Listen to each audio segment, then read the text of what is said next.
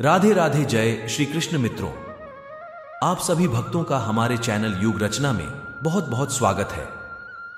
यज्ञ करो, नदी को माता मानो और वृक्ष पूजन करो। जब तक हमने धर्म का पालन किया, हमें साफ पानी और शुद्ध हवा मिलती रही।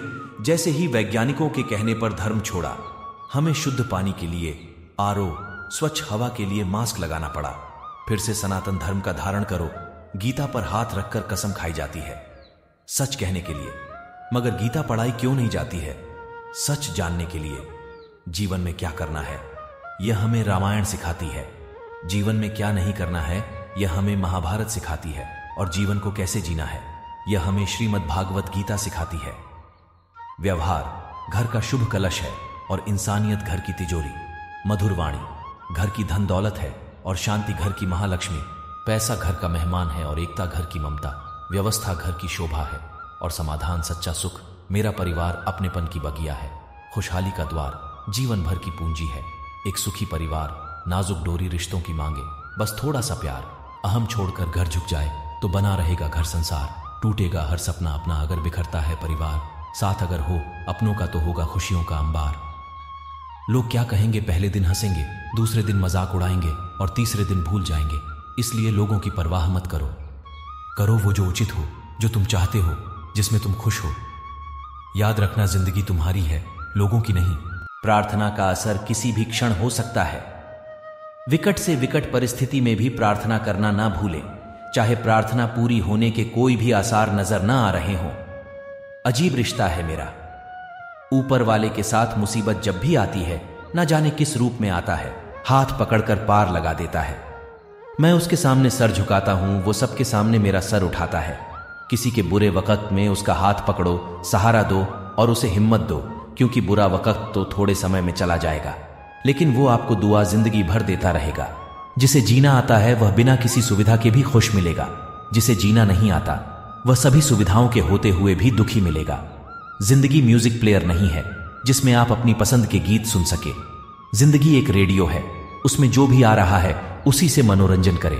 कद्र करनी है तो जीते जी करें। मरने के बाद तो पराये भी रो देते हैं। आज जिस्म में जान है तो देखते नहीं हैं लोग। जब रूह निकल जाएगी तो कफन हटा हटा कर देखेंगे।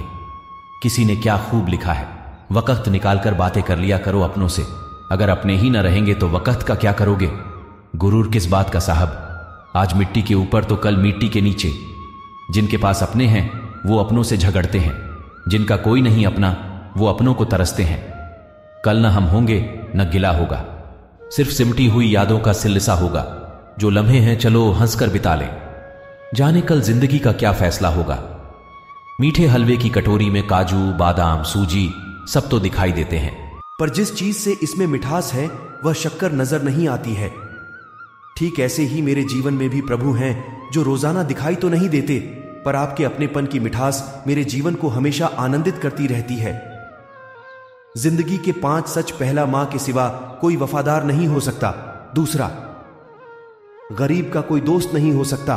तीसरा, आज भी लोग अच्छी सोच को नहीं अच्छी सूरत को तरजीह देते हैं। चौथा, इज्जत सिर्फ पैसे की है, इंसान की नहीं। पांचवा, जिस इंसान को अपना खास समझो वही सबसे ज्यादा दुख देता है। कड़वी मगर सच्ची बात, जब इंसान जिंदा होता है तो अपने मन की बात किसी से कहता है तो उसे समझने वाला कोई नहीं होता, और जब मर जाता है तो लोग कहते हैं काश अपनी समस्या मुझसे कह देता, मैं कुछ मदद कर देता। ये सब फर्जी लोग हैं, कोई किसी की मदद या दया नहीं करता। अपना दुख खुद झेलना पड़ता है, अपनी मदद खुद करनी पड़ती है। बहुत शानदार बात लिखी। गांव में नियम के पेड़ कम हो रहे हैं, घरों में कड़वाहट बढ़ती जा रही है, जुबान में मीठास कम हो रही है, शरीर में शुगर बढ़ती जा रही है। किसी महापुरुष ने सच ही कहा था कि जब किताबें सड़क किनारे रखकर बिकेगी और जूते कांच के शोरूम में, तब समझ जाना कि लोगों को ज्ञान की नहीं जूते की जरूरत है। चिड़िया जब जीवित रहती है तब वो चींटी को खाती है, चिड़िया जब मर जाती है तब चींटियां उसको खा जाती हैं। इसलिए इस बात का ध्यान रखो कि समय और स्थिति कभी भी बदल सकते हैं। इसलिए कभी भी किसी का अपमान मत करो, कभी किसी को कम मत आंको। तुम शक्तिशाली हो सकते हो, पर समय तुमसे भी शक्तिशाली है। तारीफ चेहरे की नहीं चरित्र की होनी चाहिए, क्योंकि अच्छा चेहरा बनाने में चंद मिनट लगते हैं, लेकिन अच्छा चरित्र बनाने के लिए पूरा जीवन। अपने घर के कमजोर लाचार लोगों को नफरत और नीची निगाह से मत देखो। हो सकता है तुम्हें भगवान रोजी रोटी उन्हीं के नसीब से देता हो। गीता में लिखा है, शरीर मर जाता है लेकिन आत्मा जीवित रहती है। आज की हकीकत, शरीर जिंदा है पर आत्माएं मर चुकी है। कोई मनुष्य अपने अतिरिक्त और कोई भी कभी नहीं हो सकता है। आज तक जमीन पर दो मनुष्य एक जैसे हुए हैं। राम को हुए कितने दिन हो गए, कोई दूसरा राम फिर हो सका है। महावीर को हुए कितना समय बीता, कोई दूसरा महावीर फिर दिखाई पड़ा नहीं। लेकिन 2500 वर्षों में महावीर के बाद क्या आप सोचते हैं लाखों लोगों ने महावीर बनने की कोशिश नहीं की है? कोशिश जरूर की है, लेकिन एक भी सफल नहीं हुआ और नहीं सफल हो सकता है। प्रत्येक व्यक्ति अद्वितीय है, यूनिक है। कोई व्यक्ति किसी दूसरे की कार्बन कॉपी ना है और ना हो सकता है इस होने की कोशिश में बंध जाएगा। यह होने की कोशिश उसका बंधन बनेगी और तब फिर राम तो नहीं बन सकता। रामलीला का राम जरूर बन सकता है। मैं कौन हूं? एक मैं वह हूं जो लोग मुझे समझते हैं। एक मैं वह हूं जो मैं स्वयं अपने आप को समझता हूं। एक मैं वह हूं जो मैं भविष्य में बनना चाहता हूं। एक मैं वह हूं जो माना गया था। ये सारी धारणाएं झूठी हैं। आप वह नहीं हैं जो अपने आप को समझते हो। वास्तव में आपके अंदर जो समझता है वही आप हो। जब इंसान कहता है मैं बाजार गया, मैं बैठा, मैं ऑफिस जाऊंगा, तो ये सारे वाक्य शरीर को ध्यान में रखकर कहे जाते हैं। उस वक्त वह अपने आप को शरीर मानकर ऐसा कहता है। जब कोई कहता है मुझे दुख हुआ, खुशी हुई, मैं बोर हो रहा हूं, तब वह अपने आप को मन मानकर ऐसा रहा है, वरना शरीर कभी बोर नहीं होता। जब कोई कहता है मैंने सोचा, मैंने समझा, तब वह अपने आप को बुद्धि मानकर ऐसा कह रहा है। लेकिन अंत में जब कोई कहता है मैं कौन हूं, मेरे होने का लक्ष्य क्या है, तो इसका अर्थ है कि ये वाक्य असली मैं से निकले हैं। इसी मैं को जानना है। जब कोई असली मैं को जानकर समझ जाता है कि नकली मैं मात्र एक विचार है, तब आत्म साक्षात्कार होता है। यदि असली मैं को जान लेंगे तो ईश्वर को जान लेंगे। यह खुद से खुदा की यात्रा है। एक नास्तिक व्यक्ति ने एक भक्त से कहा कि भगवान तो होता ही नहीं है, तुम लोग व्यर्थ में अपना समय बर्बाद करते हो। हमने तो कभी देखा ही नहीं भगवान को, फिर हम कैसे मान लें कि भगवान होता है? तब उस भक्त ने कहा कि भाई तुम मुझे एक गिलास दूध लाकर दो। उस नास्तिक व्यक्ति ने उसे एक गिलास दूध दे दिया। तब उस भगत ने कहा कि मैंने सुना है दूध में घी होता है, पर मुझे तो दिखाई ही नहीं दे रहा। तब उस नास्तिक व्यक्ति ने कहा कि हां, दूध में घी होता है, पर घी प्राप्त करने के लिए घी प्राप्ति की विधि होती है, उससे ही घी प्राप्त हो सकता है। तब उस भक्त ने कहा वैसे ही परमात्मा प्राप्ति की भी विधि होती है। जो वेदों में वर्णित है उससे ही परमात्मा प्राप्ति हो सकती है। एक राजा सुबह सैर करने के लिए महल से अकेला ही निकला। रास्ते में उसने एक किसान को पसीने में तरबतर अपने खेत में काम करते हुए देखा। राजा ने पूछा, भाई आप इतनी मेहनत करते हो, दिन में कितना कमा लेते हो? किसान ने उत्तर दिया, एक सोने का सिक्का। राजा ने पूछा, उस सोने के सिक्के का क्या करते हो? किसान ने कहा, राजन, 1/4 भाग मैं खुद खाता हूं, दूसरा 1/4 भाग उधार देता हूं, तीसरे 1/4 भाग से ब्याज चुकाता हूं और बाकी 1/4 हिस्सा कुएं में डाल देता हूं। किसान की बात राजा की समझ में ना आई। वह बोले, भाई पहेली मत बुझाओ, साफ साफ बताओ। किसान ने मंद मंद मुस्कुराकर कहा, महाराज, पहले 1/4 भाग में से मैं अपना और अपनी पत्नी का पेट पालता हूं, दूसरे 1/4 हिस्से में अपने बाल बच्चों को खिलाता हूं, क्योंकि बुढ़ापे में वे ही हमें पालने वाले हैं। तीसरे 1/4 भाग से मैं अपने बूढ़े मां बाप को खिलाता हूं, क्योंकि उन्होंने मुझे पाल पोस कर बड़ा किया है, इसलिए मैं उनका आर्णी हूं। इस प्रकार उनका ब्याज चुकाता हूं। बाकी 1/4 हिस्से को मैं दान पुण्य में लगा देता हूं, जिससे मृत्यु के बाद परलोक सुधर जाए।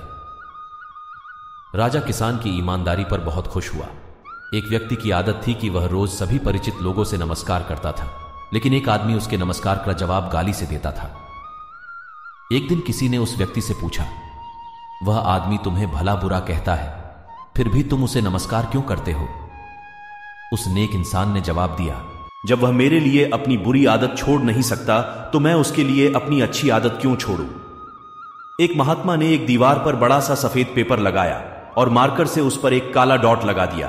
फिर सब लोगों से पूछा कि तुम्हें क्या दिख रहा है? सब लोग बोले, काला डॉट।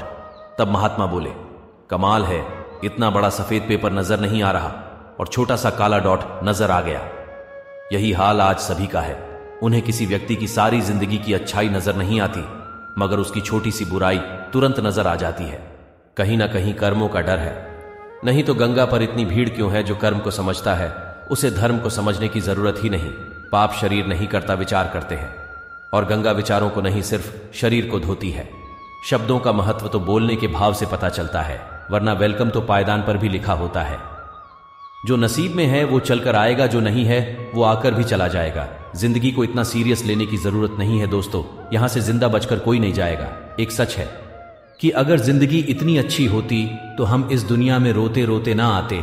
लेकिन एक मीठा सच ये भी है, अगर ये जिंदगी बुरी होती तो हम जाते जाते लोगों को रुलाकर ना जाते। जी ले आज कल किसने देखा है। प्रेम और पसंद, दोनों में क्या अंतर है, इसका सबसे सुंदर जवाब गौतम बुद्ध ने दिया है। अगर तुम एक फूल को पसंद करते हो तो तुम उसे तोड़कर रखना चाहोगे, लेकिन अगर उस फूल से प्रेम करते हो तो तोड़ने के बजाय तुम रोज उसमें पानी डालोगे ताकि फूल मुरझाने ना पाए। जिसने भी इस रहस्य को समझ लिया, समझो उसने पूरी जिंदगी को ही समझ लिया। मनुष्य के 3 मित्र, सच्चा कौन? एक व्यक्ति के 3 साथी थे। जब वह मरने लगा तो अपने मित्रों को पास बुलाकर बोला, अब मेरा अंतिम समय आ गया है। तुम लोगों ने आजीवन मेरा साथ दिया है, मृत्यु के बाद भी क्या तुम लोग मेरा साथ दोगे?